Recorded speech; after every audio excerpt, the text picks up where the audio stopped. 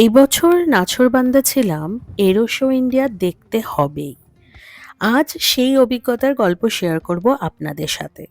Hello and welcome out of office স্টোরিজের আরেকটা ভিডিওতে আপনাদের সবাইকে স্বাগত। ব্যাঙ্গালোরে আমি থাকছি প্রায় ১৩ বছর ধরে এবং প্রায় প্রথম থেকেই এই এরো শো এর ব্যাপারে অনেক কিছু শুনেছি। যাওয়ার ইচ্ছা থাকলেও উপায় হয়নি। যাই হোক ২০২৫-এ সেই সৌভাগ্যটা আল্টিমেটলি হলো। আমি আর আমার হাসব্যান্ড শুভ্র তাই ১৩ই মার্চ অফিস থেকে ছুটি নিয়ে খুব সকালে প্রায় ৬টা ২০ নাগাদ রওনা দিলাম ইয়ালাহাঙ্কার এয়ারফোর্স স্টেশনের উদ্দেশ্যে।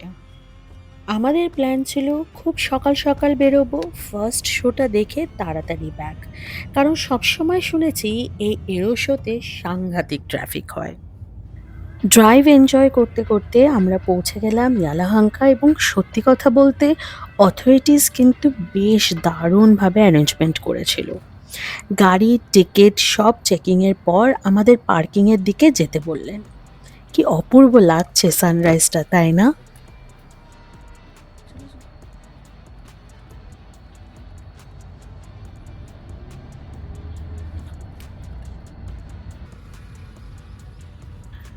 যেহেতু আমরা বেশ আর্লি পৌঁছে গেছিলাম, পার্কিং করে সোজা এগোলাম সেকেন্ড চেকিংয়ের জন্য। তুমি কি excited? Very much. Even though I've come before, but this is after a long time, so I'm quite excited.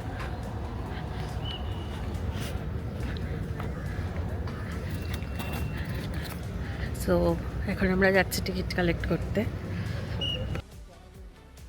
এখানে চেকিং হওয়ার পর আমাদের একটা বিএমটিসি বাসে উঠতে বলা হলো। এই সব বিএমটিসি বাসগুলো সেদিন ডেডিকেটেড ছিল এই ইভেন্টের জন্য। ১০ মিনিটের মধ্যে পৌঁছালাম আসল ভেন্যুতে। তারপরে আবার ১০-১৫ মিনিট মতন হাঁটা।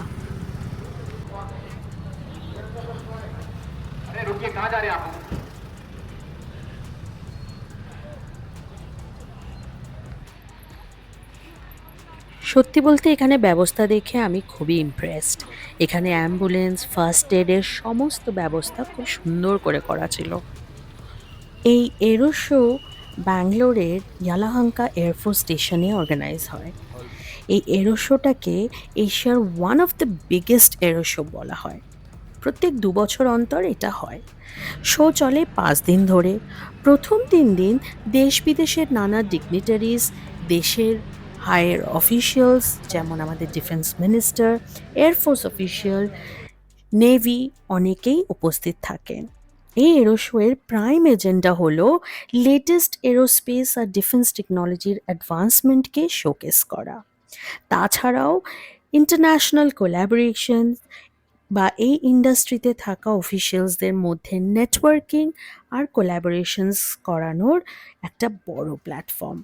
বেসিক্যালি এভিয়েশন সেক্টরের কি প্লেয়ার্সরা এই শোয়ে অংশগ্রহণ করেন।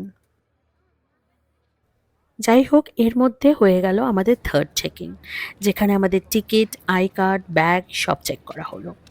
যেটা অবজার্ভ করলাম, এখানে ক্যামেরা নিয়ে কোনো রেস্ট্রিকশনস নেই। সবাই অনেক হাই এন্ড ডিজিটাল ক্যামেরা নিয়ে এসেছে, তবে হয়তো ড্রোন অ্যালাউড নেই। হাঁটতে হাঁটতে অনেকটা এগিয়ে দেখতে পেলাম ইন্ডিয়ান এয়ারফোর্সের ব্যান্ড প্লে করছে। কি অসাধারণ একটা পারফরমেন্স!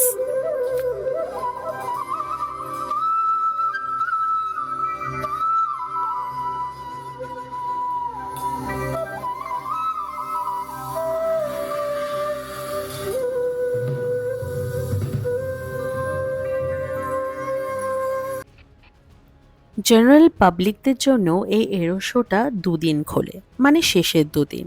এই বছর সেটা ছিল ১৩ আর ১৪ই ফেব্রুয়ারি। যেহেতু ১৩ তারিখে আমরা ছুটি পেয়েছিলাম, তাই আমরা ১৩ তারিখে এসেছি। এই দিনগুলোতে ২টো করে শো হয়, একটা সকালে একটা দুপুরে। আমাদের টার্গেট ছিল আমরা সকালেরটাই অ্যাটেন্ড করব। তাই আমরা চটজলদি স্টারবাকস থেকে হালকা খাবার খেয়ে এগিয়ে গেলাম এডিভিএ এরিয়াতে, মানে যেখানে স্ট্যাটিক ডিসপ্লে করা হয়েছে। সমস্ত হেলিকপ্টার, রাফাল, জেটস দেখে আমি তো হতবাক। এত যুদ্ধজাহাজ, এত হেলিকপ্টার, রাডার, এত কাছ থেকে দেখতে পেরে গায়ে কাঁটা দিচ্ছিল। এবারের শোয়ে স্টার ছিল রাশিয়ার সুখোই SU-57। জাস্ট তার সামনেই দাঁড়িয়েছিলাম আমরা। ঠিক 10টা নাগাদ শুরু হলো একের পর এক আমাদের দেশের যুদ্ধজাহাজের শো। গায়ে কাঁটা দেওয়া ছাড়া গর্ব ভরে যাচ্ছিল আমাদের মনটা। Finally the show stopper, Indian এয়ারফোর্সের সুরিয়া কিরণ। 9টা জেট, দুর্দান্ত একটা শো। কিছু ঝলক রইল আপনাদের জন্য।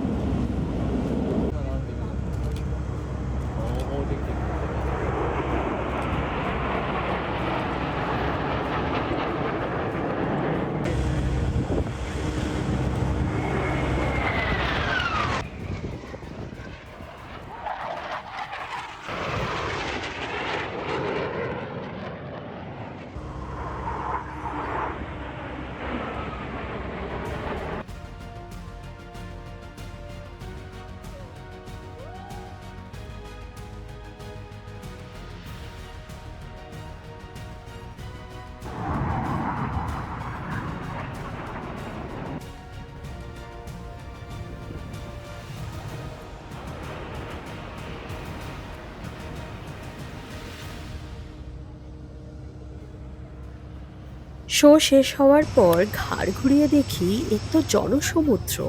মানুষের এত উৎসাহ দেখে কিন্তু দারুণ লাগছিল। এরপর আমরা গেলাম কয়েকটা এক্সিবিশন দেখতে, যেমন রাফাল, থ্যালাস, স্যাফরন ইত্যাদি কাউন্টারে।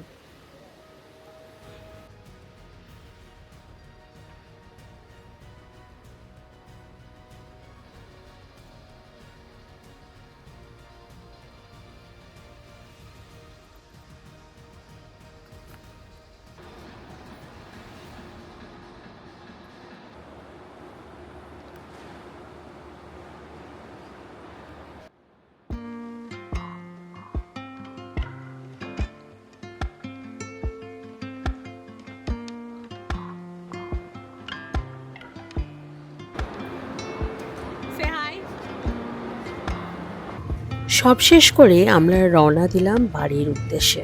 দারুণ কাটলো আজকের দিনটা। আবার আসতে পারি না পারি, এই স্মৃতিটা থেকে যাবে সারা জীবন হয়তো, আর এই ভিডিওর মাধ্যমে একরাশ আনন্দ আর বুক ভরা গর্ব।